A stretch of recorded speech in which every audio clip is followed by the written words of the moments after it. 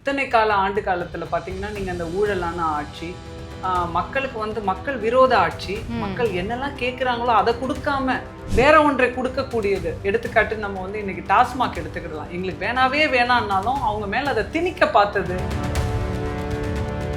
தனக்காக ஒரு 10,000 பேரை வேலைக்கு வச்சு தன்னுடைய அருமை பெருமைகளை அதை மட்டும்தான் நம்ம சொல்லிக்கிட்டே இருக்கணும். எதிரில் யார் இருந்தாலும் அவங்கள தரம் தாழ்ந்த விமர்சனங்களை வைப்பதற்காகவே அங்க ஒரு டீமே வேலை பார்த்துக்கிட்டு இருக்கிறாங்க. பத்திரிகைகள் அவங்களுடையது எத்தனை இருக்குது, ஏன் சொல்ல போனா கிட்டத்தட்ட சேட்டலைட்டே அவங்களுதுன்னு தான் நம்ம எல்லாருக்குமே வந்து இந்த குற்றவாளிகள் அத்தனை பேருக்குமே குற்றம் செய்ய நினைப்பவர்களுக்கு கூட ஒரு பயத்தை கொடுக்கக்கூடிய ஒரு நிலை தான் இன்னைக்கு நம்ம பார்க்குறோம். தாவேக்கான்னு சொல்லக்கூட ஆட்சியாளர்களுக்கோ அந்த அமைச்சர் பெருமக்களுக்கோ வந்து வாய் கூசம். அப்படி விஜய் வந்தாரா, அப்படி போனாரா அப்படிங்கும்போது அப்படியா அவங்க என்ன பண்ணிடுவாங்க அப்படின்ற ஒரு திமிரான. திரும்பி ரீஎலெக்ஷன் வந்துச்சு அப்படின்னா 108 தொகுதிகள் கிடையாது, 208 தொகுதிகள் கூட அடிச்சு நவுத்தி ஃபுல்லா எல்லாரையும் வாஷ் அவுட் பண்றதுக்கு தலைவர் வந்து தயாராக இருக்கிறார். இந்த 15 ஆண்டு காலத்துல ஒருத்தர் மினிஸ்டர் இருக்கிறாரு, ஒரு எம்எல்ஏ இருக்கிறாரு அப்படின்னா ஒரு பண்ணையார் மாதிரி தான் அவர் நிற்பாரு. அவர் ஒரு ராஜ பரம்பரை, ஒரு குறுநில மன்னராகத்தான் அவர் நிற்பாரு. எல்லாரும் போயிட்டு ஐயா அப்பா அப்படின்னு.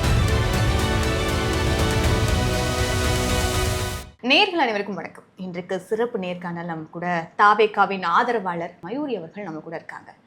தேர்தலுக்கு முன்னாடி நீங்கள் ஒவ்வொரு களங்கள்லையும் இவங்களுடைய ஃபேஸை பார்த்துருக்க முடியும், இவங்களுடைய வாய்ஸை கேட்டிருக்க முடியும், இவங்களுடைய பிரச்சாரங்களை பார்த்துருக்க முடியும். அப்படின்னும் போது இவங்ககிட்ட வந்து தேர்தலுக்கு பிறகு இவங்களுடைய வெற்றி அப்படின்றது ஒரு மாஸ் வெற்றியாக தான் பார்க்க முடிஞ்சிச்சு. ஸோ உங்ககிட்ட வந்து நிறைய விஷயங்களை எடுத்துச்சாங்க. மேம் வணக்கம். வணக்கம் மேம். ஆக்சுவலாக வந்து உங்களை எங்கெங்கெல்லாம் பார்க்குறோமோ அங்கெல்லாம் வந்து உங்களோட வாய்ஸ் கேட்கும். பிரச்சார மேடைகளில் அந்த மைக்கை பிடிச்சி நீங்கள் பீரங்கி மாதிரி பேசக்கூடிய விஷயங்களையும் பார்க்க முடிஞ்சிச்சு. நீங்க தாவேக்காக்கு வரும்போது உங்க மேல பல விமர்சனங்கள் இருந்துச்சு. இவங்க இங்க இருந்து வராங்க, இவங்க சீட்டுக்காக தான் வராங்க அப்படின்ற விமர்சனங்களும் இருந்துச்சு. ஆனா இதெல்லாம் கடந்து தாவேக்காவுல நீங்க இவ்வளவு ஸ்ட்ராங்கா நின்றதுக்கான காரணம் என்ன? ஸோ அதே நேரத்துல பிரச்சாரங்கள்ல இவ்வளோ ஆக்ரோஷமா நீங்க உங்க ஃபீல்டை விட்டுட்டு எல்லா மாவட்டங்கள்லயும் பிரச்சாரம் செய்யறதுக்கான காரணம் தான் என்ன? மக்கள் ஒரு மாற்றத்தை விரும்பினாங்க. நிச்சயமா ஒரு நல்லாட்சி நம்ம தமிழகத்துக்கு வரணும் அப்படின்னு ஆசைப்பட்டாங்க. இத்தனை ஆண்டு காலத்துல பாத்தீங்கன்னா நீங்க அந்த ஊழலான ஆட்சி, மக்களுக்கு வந்து மக்கள் விரோத ஆட்சி, மக்கள் என்னெல்லாம் கேட்குறாங்களோ அதை கொடுக்காம வேற ஒன்றை கொடுக்கக்கூடியது. எடுத்துக்காட்டு நம்ம வந்து இன்னைக்கு டாஸ்மாக் எடுத்துக்கிடலாம். எங்களுக்கு வேணாவே வேணான்னாலும் அவங்க மேல அதை திணிக்க பார்த்தது. இந்த மாதிரியான ஒரு ஆட்சிக்கெல்லாம் ஒரு முடிவு கட்டணும்னு மக்கள் நினைச்சாங்க.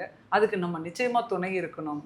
பெருந்தலைவர் காமராஜர் ஐயாவை கொள்கை தலைவராக எடுத்துக்கிட்டு அவரை மாதிரி நம்ம நல்லாட்சி கொடுக்கணும்னு வர ஒரு இளைஞரை, மக்களுக்கானவரை நம்ம ஆதரிக்க ஏன் கூடாது அப்படின்னு ஒரு நினைப்பு வந்துச்சு. அதனால அந்த கட்டத்துல நான் கட்சிக்குள்ள வந்தேன். எவ்வளோ எதிர்பார்ப்புகள், எவ்வளோ கேலி கிண்டல்கள். அதில் ஒன்று சொல்லுவாங்க, விஜய் அவர்களாக இருப்பது வந்து ஒரு பெரிய சேலஞ்ச் அப்படின்னா விஜயோட ரசிகர்களாகவும் அவருடைய கட்சியில பயணிக்கிறதும் ஒரு பெரிய சேலஞ்ச். கண்டிப்பா அந்த மாதிரி தான். அவ்வளவு சொல்ல முடியாத அளவு விமர்சனங்களை எல்லாத்தையும் தாண்டி, கேலி கிண்டல்களை தாண்டி இங்க நம்ம நிக்கணும். ஒரு மேடையிலையும் நான் சொன்ன விஷயம் ஒண்ணுதான், எங்க அண்ணனை வந்து ஆட்சி கட்டிலில் அரியணையில ஏத்துறது மட்டும்தான் எங்களுடைய மூச்சு, பேச்சு, லட்சியம், கொள்கை எல்லாமே எங்களுக்கு அதுதான். நீங்க அரியணையில ஏத்திட்டீங்களே, பேசுறதெல்லாம் பழிக்க வச்சிருக்கீங்களே எல்லாரும் சேர்ந்து. சந்தோஷம், பயங்கர சந்தோஷம். ஓகே.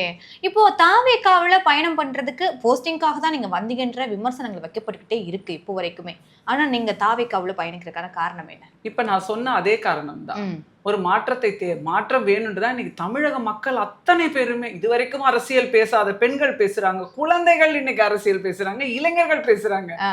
அப்படி இருக்கக்கூடிய ஒரு களத்துல நம்மளும் நிக்கிறது தான் வந்து பெரிய ஒரு சிறப்பாகவும் பெரிய ஒரு பெரிய அச்சீவ்மெண்ட்டாகவும் நான் நினைச்சேன். ஓகே. ஆனா இப்ப கட்சியை ஸ்டார்ட் பண்ணி 3 வருடத்துல சிஎம் ஆகுறது பெரிய 3 வருடம் கூட நிறைவடையாத பட்சத்துல வெற்றின்றது எந்த அளவுக்கு சாத்தியப்படுத்துனீங்க தாவேக்காவிட? இல்ல, தலைவர் அவருடைய ஒரு முகம், அவர் வந்து மக்களுக்கு நிச்சயம் நல்லது செய்வார் அப்படிங்கிற ஒரு எண்ணம், எதிர்பார்ப்பை இவர் வந்து நிறைவேற்றுவார் அப்படிங்கிற ஒரு நம்பிக்கை. அதன்படி வந்து அவருடைய முகத்துக்காக தான் தமிழகம் முழுவதும் இந்த ஓட்டை வந்து நாங்க அள்ளி எடுத்திருக்கிறோம். வந்து ரொம்ப சந்தோஷம். அதான் நடந்துச்சு, ஒரு மேஜிக் தான் நடந்துச்சு. இங்க யார் வேட்பாளர் நீங்க பார்க்கல, சமூக நீதி பேசுறவங்க எல்லாருமே பட்டியல் இனத்தை சார்ந்தவர்களுக்கு எவ்வளோ மதிப்பு எவ்வளோ அவங்களுக்குலாம் மதிப்பு கொடுத்து நிற்க வச்சாங்க. அவங்களுக்குன்னு என்னெல்லாம் ஒரு தொகுதியை கிரியேட் பண்ணி அங்கே மட்டும்தான் அவங்களை நிற்க வைப்பாங்க. இங்கே அந்த மாதிரி எல்லாம் எதுவுமே கிடையாது. பொது தொகுதியில கூட பட்டியலினத்தவரை நிற்க வச்சிருக்காங்க. பிரேக் த ரூல்ஸ் தான் எங்களுடைய அரசியல் வந்து. எதையோ இதுவரைக்கும் இருக்கக்கூடிய எல்லாவற்றையும் உடைத்து எறிந்து மக்களுக்கான ஒரு நல்லாட்சியை கொடுக்கணுங்கிறது மட்டும்தான். கிட்டத்தட்ட 234 வேட்பாளர்கள்ல 71 வேட்பாளர்கள் வந்து சிறுபான்மை இனத்தை சார்ந்தவர்களும் பட்டியல் இனத்தை சார்ந்தவர்களும் தான் இதை நிற்பாட்டி இருக்கிறாங்க. எத்தனை ஆண்டுகள் சமூக நீதி பேசினவங்க எல்லாம் பேசிக்கிட்டு தான் இருக்கிறாங்க. திராவிட கட்சிகள் இதெல்லாம் பண்ணவே இல்லை. ஆமா, ஆனா இத வந்து தான் சந்திக்கிற முதல் தேர்தலில் எல்லாத்தையும் அடிச்சு உடைச்சு பண்ணியாச்சு. இதுதான் புரட்சி. ஓகே, புரட்சியாளரா விஜய் அவர்கள் இன்றைக்கு சிஎம் பதவியிலும் இருக்காங்க. ஆனா விஜய் அவர்கள் இன்றைக்கு 10 நாட்கள் ஆச்சு, 10ஆம் தேதி பதவியேற்றாங்க. இந்த 10 நாட்கள் டியூரேஷன்ல விஜயருடைய ஆட்சியை விமர்சனங்களும் எழுந்துகிட்டே இருக்கு. இந்த விமர்சனங்கள் எல்லாம் நீங்க எப்படி பாக்குறீங்க? இந்த போதை கலாச்சாரத்துக்கு ஒரு முற்றுப்புள்ளி வைப்பாருன்னு சொன்னாரு, இப்போ வரைக்கும் தொடருதுன்னு சொல்றாங்க. அதுக்கப்புறம் வந்து பாலியல் வன்கொடுமைகள் இருக்காதுன்னு சொன்னாங்க. இதெல்லாம் கேட்டு மாற்றுன்னு சொல்லி தான் வந்தாங்க. இப்போ வரைக்கும் இது எதுக்குமே வந்து ரிசல்ட் கிடைக்கலையே அப்படின்னு சொல்றாங்களே, அதை எப்படி பாக்குறீங்க? கட்சி ஆரம்பித்து அவர் தலைவராக உட்கார்ந்து இப்ப ஒரு 10 நாட்கள் தான் ஆகுது. இப்பதான் வந்து அவங்க யாரு, இது வரைக்கும் முன்னாடி இருந்த ஆட்சியாளர்கள் மட்டுமல்ல அதிகாரிகளும் நிறைய பேர் மாற்றத்துக்கு உரியவர்களாக இருக்கிறார்கள். கண்டிப்பா. ஏன்னா அவங்க எல்லாம் மாறினாதான் வந்து ஒரு சரியான ஒரு ஆட்சியை வந்து நம்ம கொடுக்க முடியும். ஊழல் இத்தனை வருஷம் ஊழல் செஞ்சுக்கிட்டு இருந்த ஒரு கட்டமைப்பு இங்க உருவாகி இருக்கு. அதை உடைத்து எறியதற்கு வந்து அதற்கான வேலைகள் எல்லாம் செஞ்சுக்கிட்டு இருக்காங்க. உங்களுக்கு வந்து போலீஸ் டிபார்ட்மெண்ட்ல இருந்து ஒவ்வொரு துறையிலையும் வந்து அவர்களுக்கு இன்ஸ்ட்ரக்ஷன் கொடுத்துட்டு இருக்கிறாங்க. மாற்றங்கள் நடைபெற்றுகிட்டு இருக்குது. அவங்களுக்கான நேரங்களை சரியான நேரத்துல நீங்க 10 மணிக்கு வரணும்ட்டு அவரும் அங்க போய் உட்கார்றாரு. 9:30 9:20 வந்துடுறாங்க. ஆமா, இந்த மாதிரியான இந்த ஒரு மாற்றங்களையும் நம்ம 10 நாட்கள்ல பாக்குறதுன்றது ஒரு பெரிய ஒரு விஷயம் தான். போதை கலாச்சாரத்துக்கு இன்னைக்கு பாத்தீங்கன்னா போதை கலாச்சாரத்தை மாத்தணும் அப்படிங்கிறத ஸ்கூலு காலேஜ் கிட்ட கோவில்கள் கிட்ட இருக்கிற 700க்கும் மேற்பட்ட ஒயின் ஷாப்கள் எத்தனையோ வருடங்கள் வந்து வேண்டான்னு மக்கள் போராடிக்கிட்டு இருந்ததெல்லாம் இன்னைக்கு மாறி இருக்கு. இதெல்லாம் தான் இந்த 10 நாள்ல எவ்வளவு பெரிய ஒரு முன்னேற்றங்களை நம்ம வந்து பார்க்க முடியுது. நிச்சயம் நல்லாட்சியை வந்து அவர் கொடுப்பாரு, ஊழல் இல்லாத ஆட்சியை கொடுப்பாரு. அந்த எண்ணத்தோட என் கூட பயணிக்கணும்ன்றவங்க எல்லாம் கூட வெளியே போயிடுங்க அப்படிங்கிறாரு. அதற்கான இன்ஸ்ட்ரக்ஷன்ஸ் தான் எல்லா இடத்துலயுமே கொடுத்துட்டு இருக்காங்க. எல்லாம் பார்க்கும்போது மக்களோட மக்களாக நாங்களும் ரொம்ப ஒரு சந்தோஷமாகவும் நிச்சயம் வந்து அவர் நல்லாட்சியை கொடுப்பார் அப்படிங்கிற நம்பிக்கையும் உண்மையும் நடக்கும். அதுதான் நேற்றைக்கு அந்த இரவோடு இரவா ஒரு 100க்கு மேற்பட்ட இல்ல 100க்கு உள்ள இருக்கக்கூடிய ரவுடிகளை வந்து கைது செய்திருக்காங்க. இங்க தகவல் செய்திகள் வருது. அதை எப்படி பாக்குறீங்க? சென்னை வந்து ரொம்ப கிளீன் சென்னையா மாத்திக்கிட்டு இருக்காரு. ஆமா, சென்னை மட்டும் கிடையாது, மத்த எல்லா மாவட்டத்துல இருக்க காவல்துறை அதிகாரிகளுக்கும் வந்து இன்ஸ்ட்ரக்ஷன் கொடுத்திருக்காங்க. அவங்களும் கூப்பிட்டு அவங்களெல்லாம் நிக்க வச்சு வான் பண்றக்கூடிய வீடியோஸும் பார்க்க முடியுது. ஆமா, பார்க்க முடியுது. இதெல்லாம் நம்ம இத்தனை ஆண்டு காலத்துல நம்ம அதெல்லாம் பார்க்க முடியாது. இவங்கதான் எங்கால வெளியில விடுங்க அப்படின்னா அவங்க விட்டுதான் ஆகணுங்கிற கட்டாயம் இருந்துச்சு. இன்னைக்கு அது கிடையாது. எல்லாருக்குமே வந்து இந்த குற்றவாளிகள் அத்தனை பேருக்குமே குற்றம் செய்ய நினைப்பவர்களுக்கு கூட ஒரு பயத்தை கொடுக்கக்கூடிய ஒரு நிலை தான் இன்னைக்கு நம்ம பாக்குறோம். நிச்சயமா இது வரவேற்கத்தக்கது. பெண்களுக்கும் குழந்தைகளுக்கும் பாதுகாப்பு கொடுக்கணும்னு சொல்லிட்டு தான் அவங்க சொல்லியிருந்தாங்க. அதுக்கான பாதுகாப்புகளுக்கு உண்டான அந்த அதிரடி படை எல்லாமே வந்து விரைவில் தயார் நிலையில நின்று நமக்கு வந்து அதெல்லாம் நல்லது நடக்கும். ஓகே. ஆனா இப்போ விஜய் அவர்கள் மீது இந்த சட்டமன்றத்துல வந்து வாக்கெடுப்பு, நம்பிக்கை வாக்கெடுப்பு நடந்துச்சு. அன்றைக்கு வந்து உதயநிதி ஸ்டாலின் எதிர்கட்சி தலைவராக இருக்கக்கூடியவர் பேசினார். விஜய் அவர்களுக்கு அங்க சட்டமன்றத்துல என்ன பேசணும்னே தெரியல, அவருக்கு எழுதி கொடுத்தா மட்டும் தான் பேசுவார் போல அப்படின்ற இடங்களில் விமர்சனங்கள் அன்றைக்கு இரவுல இருந்து ஆரம்பிச்சு. அதே போல விஜய் அவர்களும் அன்றைக்கு சட்டமன்றத்துல பதில் சொல்லாம ட்விட்டர்ல பதில் சொன்னது பேசு பொருளா மாறிச்சு. இதை எப்படி பாக்குறீங்க? இல்ல, இது வரைக்கும் வந்து நடந்துகிட்டு இருந்த ஒரு ஆட்சியாளர்கள் எப்படி அரசியல் பண்ணாங்க அப்படின்னா, தனக்காக ஒரு 10,000 பேரை வேலைக்கு வச்சு தன்னுடைய அருமை பெருமைகளை அதை மட்டும்தான் நம்ம சொல்லிக்கிட்டே இருக்கணும். எதிரில் யாரு இருந்தாலும் அவங்கள தரம் தாழ்ந்த விமர்சனங்களை வைப்பதற்காகவே அங்க ஒரு டீமே வேலை பார்த்துக்கிட்டு இருக்கிறாங்க. டீம் மட்டும் இல்லாம எத்தனை அவங்களுடைய சேனல்ஸ் எவ்வளவு இருக்குது, அதுக்கப்புறமா வந்து பத்திரிகைகள் அவங்களுடையது எத்தனை இருக்குது, ஏன் சொல்ல போனா கிட்டத்தட்ட சேட்டலைட்டே அவங்களுதுன்னு தான் நம்ம சொல்லலாம். அந்த மாதிரி வந்து மீடியாவை வந்து தன்னுடைய கைக்குள் வைத்துக்கொண்டு எதிர்மறையான விமர்சனங்களை கொடுப்பது மட்டும்தான் இத்தனை ஆண்டு காலம் ஆட்சியாளர்களுடைய நிலையாக இருந்துச்சு. அப்படி இருக்கும்போது இவர் முதல்வராக ஆனதை வந்து அவங்களே எதிர்பார்க்காத ஒரு விஷயமாக இருக்கு. நம்ம தான் ஜெயிச்சிருவோன்றத மமதையெல்லாம் அடிச்சு உடைச்சுதான் இன்னைக்கு அவர் உட்கார்ந்து வித்தியாசத்துல ஜெயிக்கிறார். ஆமா ஆமா. அப்போ வந்து தாவேக்கான்னு சொல்ல கூட ஆட்சியாளர்களுக்கோ அந்த அமைச்சர் பெருமக்களுக்கோ வந்து வாய் கூசம். அப்படி விஜய் வந்தாரா, அப்படி போனாரா அப்படிங்கும் போது அப்படியா அவங்க என்ன பண்ணிடுவாங்க, அப்படின்ற ஒரு திமிரான பேச்சுக்களை தான் நம்ம பார்க்க முடிஞ்சிச்சு. இன்னைக்கு எல்லாத்தையும் அடிச்சு உடைச்சு உட்கார்ந்துருக்காங்கன்னும் போது அவங்களுக்கு என்ன செய்யறதுன்னு தெரியல. இதோட நம்மளுடைய அரசியல் அடுத்து நம்ம எப்படி எடுத்துட்டு போக போறோன்ற புரிதல் இல்லாம ஒண்ணுத்துக்கும் சின்ன சின்ன விஷயங்களுக்கும் நாங்க விமர்சனம் பண்றோம்னு எகிரி குதிச்சு பேசிக்கிட்டு இருக்காங்க. எப்படி இவர் கட்சி ஆரம்பிப்பாரா அப்படின்ற கேள்விகள் இருந்துச்சு. கட்சியை எப்படி இவர் ரன் பண்ணிடுவாரு அப்படின்னாங்க. தேர்தல் எல்லாம் இவர் சந்திக்க மாட்டாரு, சந்திக்காமலே ஓடிடுவாரு. 234 தொகுதிகள்ல உங்களுக்கு நிக்க வைக்கிறதுக்கு ஆள் இருக்கா அப்படின்னு கேட்டாங்க. ஸோ அதுக்கு அப்புறமாவும் பார்த்தீங்கன்னு வச்சுக்கோங்க, அதெல்லாம் ஜெயிக்க மாட்டாங்க. ஒரு 2-5 தொகுதி ஜெயிச்சா கூட பெருசு அப்படின்றதையும் நம்ம பார்த்தோம். இது எல்லாவற்றிற்கும் அவர் பேசவே இல்லை. பேசாமல் அவர் அதுக்கெல்லாம் எப்படி பதில் கொடுத்தாரு அப்படிங்கிறது நம்ம எல்லாருக்குமே தெரியும். மக்கள் ரிசல்ட் மூலமா கொடுத்திருக்காங்க. ஆமா, அது போலத்தான் இதுவும். அவர் கேட்ட கேள்விகளுக்கு நாங்க திராவிட ஆட்சி எங்களுடைய நாங்க கொடுத்துதான் நீங்களே ஆட்சி அமைச்சிங்க அப்படின்னு அவங்க பேசுறதெல்லாம் மக்கள் நிச்சயமாக ரசிக்கல. அதனால தலைவர் அமைதியா இருக்கிறார் அப்படின்னா செயல்பாடுகள் மூலமாக நிச்சயம் பதில் கொடுத்துக்கிட்டு தான். ஓகே, இந்த அமைச்சர்களை அவங்க அனௌன்ஸ்மெண்ட் பண்ணிட்டாங்க. இன்றைக்கு கூட ஆதவர்ஜுன் அவர்கள் விசிகாவை போயிட்டு திமுகவோட கூட்டணி கட்சி கூட விசிகாவுக்கு நாங்க அமைச்சரவை கொடுக்குறோம் அப்படின்ற மாதிரி கூப்பிட்டுருப்பாங்க போல. அதுக்கு திருமாவளவன் அவர்கள் நன்றியும் தெரிவிக்கிறாரு. தெரிவிச்சதுக்கு அப்புறம் என்ன சொல்றாங்கன்னா, என்னுடைய கட்சியில இருக்கக்கூடிய முன்னணி பொறுப்பாளர்கிட்ட டிஸ்கஸ் பண்ணிட்டு நாங்க என்னன்றதை முடிவெடுப்போம் அப்படின்னு சொல்றாங்க. காங்கிரஸ்கார்ட்ட இருக்கக்கூடிய இவர்கிட்டயே செல்வ பெருந்தகை அவர்கிட்ட கேட்கும்போது யார் அமைச்சரவையில இடம் பெற போறீங்க அப்படின்னு கேட்கும்போது நாங்க கலந்து ஆலோசித்து சொல்றோம் அப்படின்ற இடத்துக்கும் வராங்க. அப்படின்னும் போது கூட்டணி கட்சிகளுக்கும் இங்க அமைச்சரவையில பதவிகள் கொடுக்கப்பட போறீங்களா? இல்ல, தலைவர் முதல்ல சொன்னது தானே, ஆட்சியிலையும் பங்கு அதிகாரத்திலையும் பங்கு நாங்க கொடுக்குறோம் அப்படின்னு தான் சொல்லியிருந்தாங்க. அதற்கான பேச்சுவார்த்தைகள் நடந்துகிட்டு இருக்கு. அதனால அதற்கான தீர்வை நிச்சயமாக கொடுப்பார். எதிர்கட்சியில இப்ப கூட்டணி கட்சிக்குள்ள வந்தவங்களுக்கும் தக்க மரியாதையும் மதிப்பையும் தலைவர் கொடுப்பார் அப்படிங்கிறது தான் உண்மை.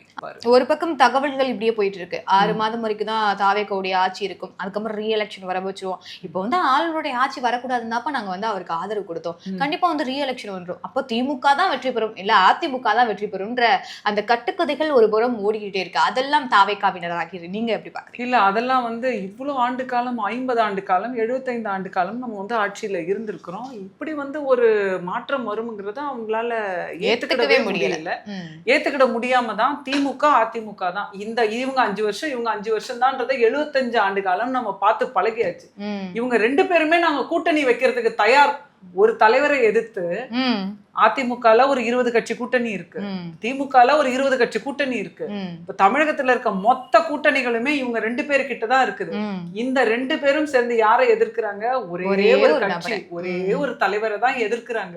அப்படி இருக்கும்போது இவங்க 2 பேரும் சேர்ந்து கூட நம்ம கூட்டணி வச்சுக்கிடலாம் ஆகலாம் அப்படின்னு நீங்க நினைக்கும் போது இவர்கள் எல்லாருமே இந்த பதவி சுகத்தை ஆண்டு அனுபவித்து தலைமுறையினராக மன்னராட்சி செலுத்திக்கிட்டு இருந்த ஒரு காலத்தை இவர் அப்படியே அடிச்சு உடைச்சு இது மக்களுக்கான ஆட்சி தான், இது ஜனநாயக ஆட்சி தான், நான் எடுத்துட்டு வரப்போறேன்னு சொல்லி நிக்கிறதே மாபெரும் வெற்றி. இது இதை தாங்க முடியாத கதறல் சத்தம் காது வரைக்கும் கேட்டுக்கிட்டே இருக்குன்னு கதறிக்கொண்டு இருக்கிறார்கள். ஆனா அந்த 6 மாதத்துல ஆட்சி அதெல்லாம் இந்த கதறல்களில் ஒரு பகுதி தான். இது அது மாதிரி திரும்பி ரீஎலெக்ஷன் வந்துச்சு அப்படின்னா 108 தொகுதிகள் கிடையாது, 208 தொகுதிகள் கூட அடிச்சு நவுத்தி ஃபுல்லா எல்லாரையும் வாஷ் அவுட் பண்றதுக்கு தலைவர் தயாராக இருக்கிறார். மக்களும் அது மாதிரிதான் அவர் கூட முழுக்க அப்படியே மொத்த பேரும் அப்படிதான் இருக்கிறாங்க. அப்படியா நீங்க மட்டும்தாமா ஆளணும், ஏன் இப்படி பண்றாங்க அப்படின்றது எல்லா இடத்துலயும் நம்மளால கேட்க முடிஞ்சுச்சு. அப்படி வந்துச்சுன்னா இதுதான் நடக்குங்கிறதும் அவங்களுக்கு தெரியும். அதனால நல்லாட்சி கொடுப்பார். 5 ஆண்டு காலம் சிறப்பான ஆட்சியாக இது இருக்கும். இன்னைக்கு பாருங்க, நீங்க எம்எல்ஏஸா வந்திருக்கிறவங்க நான் ஒரு 15 ஆண்டு காலம் அரசியல் வாழ்க்கையில இருக்கிறேன். இந்த 15 ஆண்டு காலத்துல ஒருத்தர் மினிஸ்டர் இருக்கிறாரு, ஒரு எம்எல்ஏ இருக்கிறாரு அப்படின்னா ஒரு பண்ணையார் மாதிரி தான் அவர் நிப்பாரு. அவர் ஒரு ராஜ பரம்பரை, ஒரு குறுநில மன்னராகத்தான் அவர் நிப்பாரு. எல்லாரும் போயிட்டு ஐயா அப்பா அப்படின்னு இப்படிதான் நிப்பாங்க. அவர் என்னவோ அப்படி நிப்பாரு. ஆனா இன்னைக்கு இருக்கிற எம்எல்ஏஸ் எல்லாம் நீங்க பாத்தீங்க, என் வீட்டு பக்கத்துல சாதாரணமா இருந்த ஆமா இந்த சாமானியர்கள்லாம் கூப்பிட்டு எம்எல்ஏ ஆக்கி அவங்க இன்னைக்கு மக்களா மருத்துவமனைக்கா அதோ நேரா போற ரோட்டுக்கா தண்ணி வரலையா நான் போய் நேரா பாக்குறேன் மக்களோட மக்களாக பயணம் செய்யக்கூடியவர்கள் என் கூட படிச்சவன் இன்னைக்கு மினிஸ்டர் அப்படின்னு சொல்றாங்க. இந்த மாற்றத்தை நீங்க 75 ஆண்டு காலத்துல நீங்க யோசிச்சாவது பார்த்திருக்க முடியுமா? இதுதான் ஒரு மிகப்பெரிய ஒரு மாற்றம். இந்த மாற்றத்துக்கே நம்ம ஒரு பெரிய ராயல் சல்யூட் கொடுக்கலாம். Okay ma'am. இப்போ இப்போ விஜய் அவர்கள் எல்லா குட்டி குழந்தைகள் முதற்கொண்டு போயிட்டாங்க அப்படின்னும் போது இப்போ வரக்கூடிய யங்ஸ்டர் ஜெனரேஷனுக்கு விஜய் அவர்கள் இந்த நல்ல எஜுகேஷன் கொடுக்கறத தாண்டி ஆமா. வேற என்னெல்லாம் செய்யலாம்னு இருக்காங்க அவங்களுக்கான பிளான்ஸ் வேலை வாய்ப்புகள் கொடுக்கணும் அப்படிங்கிறாரு. இது இத்தனை ஆண்டு காலம் வந்து அதெல்லாம் மேனிஃபெஸ்டோல இருக்கு. நிச்சயமா இருக்கு. நம்ம வந்து இப்ப 75 ஆண்டு கால அரசியல் அப்படிங்கிறாங்க. கடைசியா போகும்போது கூட இண்டஸ்ட்ரியல் டெவலப்மெண்ட் அப்படிங்கிறது நம்ம தமிழகத்துல பெரிய அளவுல ஒரு 20-30 ஆண்டுகளாகவே கிடையாது. புதுசா இங்க ஏதாவது ஒரு பெரிய இண்டஸ்ட்ரீஸ் வந்திருக்கா, இவ்வளோ 1000 பேருக்கு நாங்க வேலை வாய்ப்பு கொடுத்தோமாங்கிறது பெரிய கேள்விக்குறி. அதனாலதான் இன்ஜினியரிங் காலேஜஸ் இன்னைக்கு நிறைய இருக்கு. படிச்சுட்டு வந்து லட்சக்கணக்கான குழந்தைகள் வெளியே வராங்க. அவங்களுக்கு வேலை வாய்ப்புகள் அந்த அளவுக்கு இருக்கான்னு கேட்டா இல்ல. அதனாலதான் இன்ஜினியரிங் படிச்ச பசங்க அவங்க துறை சாராத எத்தனையோ இடங்கள்ல கிடைக்கிற வேலையை பார்ப்போமே அப்படின்னு சொல்லிட்டு ஜொமேட்டோ, ஸ்விக்கி இந்த மாதிரி இடத்துல எல்லாம் அவங்க கஷ்டப்பட்டு வேலை பார்த்துட்டு இருக்கதையும் பாக்குறோம். இதையெல்லாம் உடைக்கணும் அப்படிங்கிறது தான் அவருடைய எண்ணம். படிக்கிறீங்களா, அந்த படிப்புக்கேற்ற நல்ல கல்வி, அதுக்கான இன்ஃப்ராஸ்ட்ரக்சர், இண்டஸ்ட்ரியல் டெவலப்மெண்ட், ஓகே, இது வந்து ஒரு நல்ல மாற்றத்தை கொடுக்கும்னு நினைக்கிறேன். ஓகே மேம், இவ்வளோ உங்களோட டைம் ஸ்கெடியூல், பிஸி ஸ்கெடியூல்ல எங்களுக்காக உங்களோட டைம் நிறைய விஷயங்கள் பேசியிருக்கீங்க. அடுத்தடுத்து இதே போல. Thank you ma'am. நன்றி நன்றி தேங்க்யூ நன்றி. தேங்க்யூ.